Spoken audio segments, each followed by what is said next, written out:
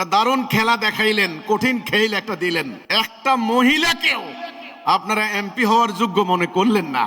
আপনারা ব্যাখ্যা দিলেন কি, আমাদের নারীরা ইন্টারেস্টেড না, আপনাদের নারীরা এমপি হইতে দেখবুনি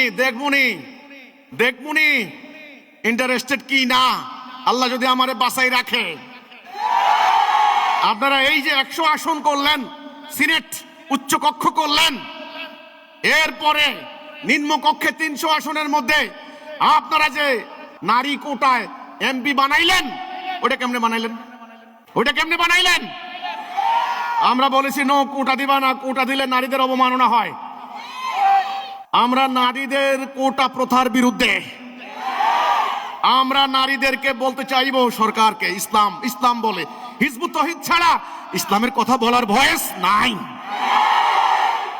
আমরা নারীদেরকে অধিকার দেব। তুমি তোমার জ্ঞান প্রজ্ঞা এক্সারসাইজ করতে পারবে, তোমার নিরাপত্তা নিশ্চিত করা হবে।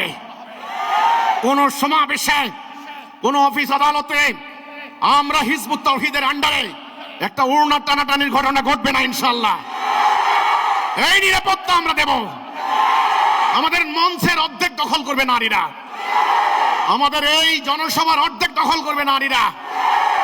আমি কুষ্টিয়া গিয়েছি, ছোট্ট মাসুম বাচ্চা, মাত্র এমনও হয়েছে একটা বাচ্চার বয়স 15 দিনের বেশি হবে না, কম্বল মুড়িয়ে তাকে এনেছে তার বাবা মা আমার কাছে দোয়া করার জন্য। আমি বললাম তাড়াতাড়ি জনসমাবেশ থেকে একটু সরাও এই নিউবর্ন বেবি। আমি দেখলাম পুরো সমাবেশে কয়েকশো বাচ্চা, ছোট বাচ্চা, তারা দৌড়াচ্ছে নির্ভয়ে। নারী, হাজার হাজার নারী বোরকা পরে এসেছেন, হিজাব পরে এসেছেন, মাথায় কাপড় দিয়ে এসেছেন, বয়স্ক নারী এসেছেন, তরুণীরাও এসেছেন, কলেজ বিশ্ববিদ্যালয়ের স্টুডেন্টরাও এসেছেন। আমি দেখলাম না 5 ঘন্টা সমাবেশে একটা তীর্যক কথা কেউ কাউকে বলেছে। এই পবিত্র পরিবেশ নারীদেরকে সৃষ্টি করে দেওয়ার হিম্মত থাকলে করেন, উল্টাপাল্টা কথা বলে কোনো লাভ হবে না। রাষ্ট্র পরিচালনার ক্ষেত্রে, সেনাবাহিনী পরিচালনার ক্ষেত্রে, সেখানে যার প্রজ্ঞা, যার সাহস, যার মেধা, যার স্ট্যামিনা বেশি, তিনি সেখানে নেতৃত্ব দেবেন। সেখানে লিঙ্গ বৈষম্য চলবে না, জেন্ডার ডিসক্রিমিনেশন চলবে না। ইসলাম সকল প্রকার জেন্ডার ডিসক্রিমিনেশনকে হারাম করেছে। আমার নারীদেরকে সারা বছর বেশ্যা বলে গালি দিয়েছেন, সারা বছর সোশ্যাল মিডিয়ায় আমার নারীদেরকে বেশ্যা বলেছেন, আর আজ ঝাড়ু মিছিল খেতে হচ্ছে। এই কথা আমি বলেছি। মা মরিয়মকে যখন ভ্রষ্টা বলেছে, ইহুদি জাতির উপরে আল্লাহ গজব দিয়েছেন।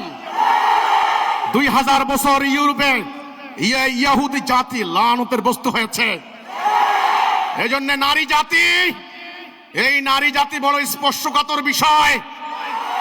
এদেরকে অবজ্ঞা করলে, এদেরকে অসম্মান করলে, এদের অধিকার ধ্বংস করে দিলে, এদের সাথে ছলনা করলে, প্রতারণা করলে আল্লাহর স্পেশাল লানতের সম্মুখীন হবেন।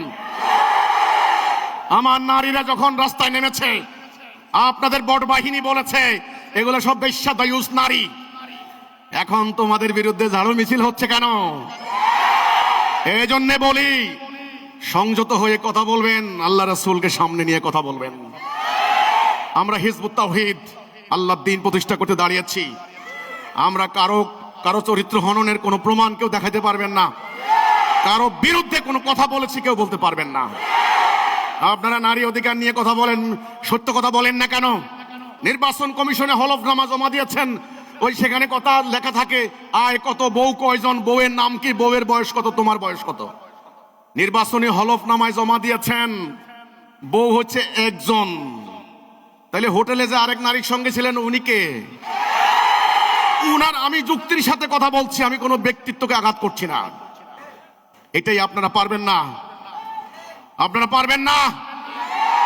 একাধিক বিয়ে করার যদি আপনার এরকম ইচ্ছা থাকে, আপনি জানান, আইনকে জানান, ফ্যামিলিকে জানান, আপনার বড় বউকে জানান, তাদের সম্মতি নিন।